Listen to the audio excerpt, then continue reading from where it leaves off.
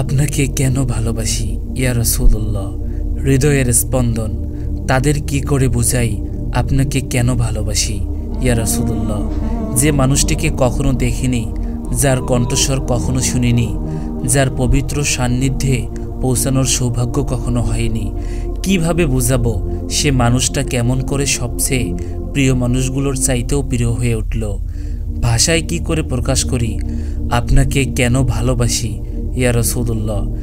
যে মানুষটাকে কখনো দেখিনি, যার কণ্ঠস্বর কখনোই শুনিনি, যার পবিত্র সান্নিধ্যে উপস্থিত হওয়ার সৌভাগ্য কখনো হয়নি, সে মানুষটার এবং আমার মাঝে 1400 বছরেরও বেশি ব্যবধান। সে মানুষটা কেমন করে আমার এত আপন হয়ে গেল। যারা বোঝে না তারা 20 শতাব্দীতে বসবাস করা শত শত কোটি মানুষের মধ্যযুগের আরব সমাজের একজন ব্যক্তির প্রতি এত টান অনুভব করবে কিভাবে। তাদের কেমন করে বোঝাবো ইয়া রাসূলুল্লাহ আপনাকে কেন এত ভালোবাসি। আপনার স্মরণে আজ শত কোটি অন্তর ভালোবাসায় ভরে ওঠে।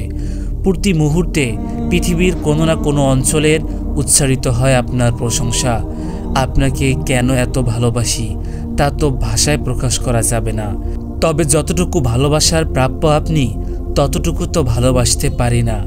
কথায় আপনাকে যতটুকু ভালোবাসি কাজে তো তেমন করতে পারি না। আপনার সুন্নতের অনুসরণ করি ঠিকই, কিন্তু ভিন্ন মতের অনুসরণকারীদের সাথে ঝগড়া না করে তো থাকতে পারি না। ইবাদত নিয়মিত করতে পারলেও আপনার মতো ইবাদতে আন্তরিকতা আনতে পারি না।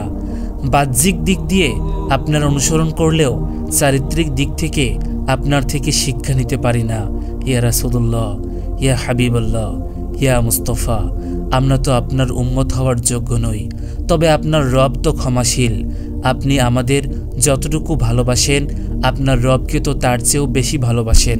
আপনি আমাদের ভুল ত্রুটি সম্পর্কে যতটুকু অবগত, কিন্তু তিনি তার চেয়েও আরও বেশি অবগত। রবের অনুগ্রহের দিকে তাকিয়ে অন্তরে যতটুকু ভালোবাসা রয়েছে আপনার জন্য, সে ভালোবাসার দিকে তাকিয়ে আজ বুকে আশা বেঁধে রইল। খুব শীঘ্রই আপনার দেখা পাবো ইয়া রাসূলুল্লাহ, ইয়া হাবিবাল্লাহ। আপনার হাতে হাউজে কাউসারের পানি পান করব।